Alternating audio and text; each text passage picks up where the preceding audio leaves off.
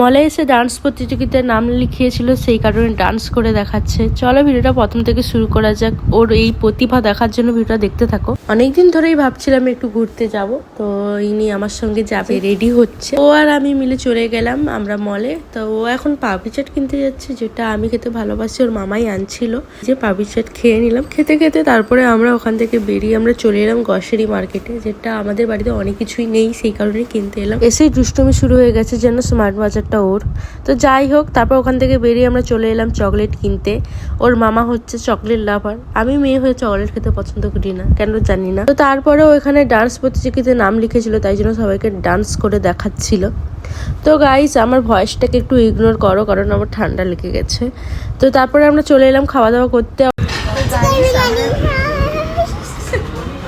কাণ্ড কারখানা দেখে এখানে ওয়েটার ওকে দিয়ে গেল একটা পুরস্কার, যেটা হচ্ছে মাজার মতোই সামথিং কিছু একটা। তারপরে ও এটা খাবে বলছিল, আমি বলছিলাম তুই খাস না। ও খাবে বলছিল, কিন্তু বিরিয়ানির কথা যা মনে করিয়ে দিয়েছে আর খেলো না। আর ওখানে ওর মামা অর্ডার করেছিল মিক্স ফ্রাইড রাইস, মটন কষা, আর ওর জন্য স্পেশালি বিরিয়ানি, যেটা তো ও নিয়েছিল, অ্যাকচুয়ালি ও খেতে পারেনি, তারপর পার্সেল করে নিয়েছিল। আর এখানেই ভিডিওটা শেষ করছি। তোমরা সবাই ভালো থেকো, এতদূর ভিডিওটা দেখার জন্য থ্যাংক ইউ, টাটা।